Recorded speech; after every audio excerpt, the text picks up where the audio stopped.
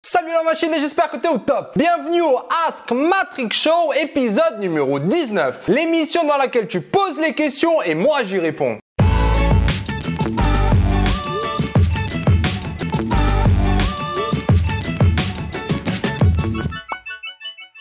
Aujourd'hui, on va parler d'orientation. Et par rapport à ce qui vous attend l'année prochaine, vos choix, ce que vous devez faire, j'aimerais quand même que tout le long de cette émission, vous gardez en tête le message de la vidéo de ce week-end qui va apparaître là quelque part. Crois en toi. Et si tu n'as pas encore vu cette vidéo, va la voir et t'oublie pas de partager tout ça directement avec tes potes. Allez, passons à la question.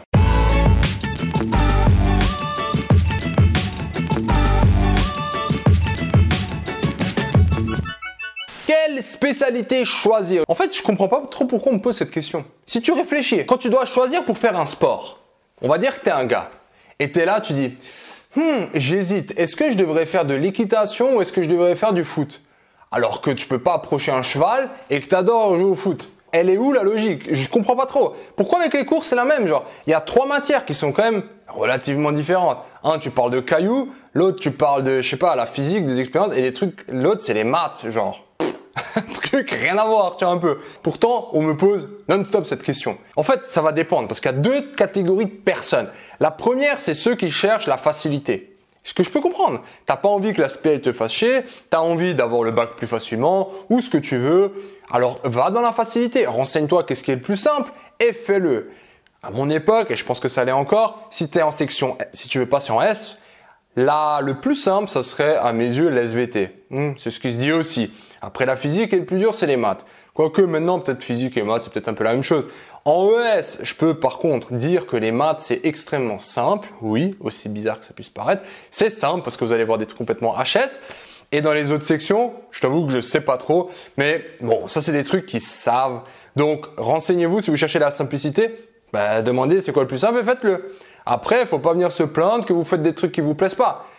Et pour les autres qui veulent par contre choisir plutôt sur quelque chose qui vous plaît, mais vous osez pas trop, vous vous dites j'ai peur, est-ce que je vais y arriver? Qu'est-ce que je dis? Si tu es prêt à travailler, tu peux y arriver. Et c'est pas une section en terminale, genre remets les trucs un peu dans leur place. C'est pas une petite section comme ça qui va t'abattre.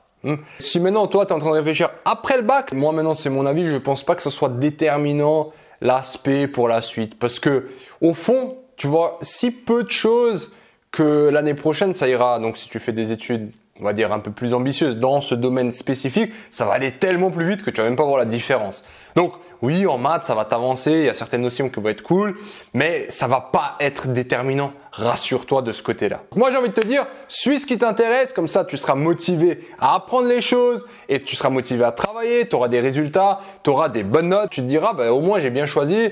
J'ai plutôt suivi mon instinct que la facilité. Parce que je pense que tu arriverais à le gérer normalement. Voilà pour la question d'aujourd'hui. Si toi aussi tu as des questions, pose-les-moi dans les commentaires ou en utilisant le hashtag AskMatrixShow. Et je te dis à tout bientôt pour le prochain épisode.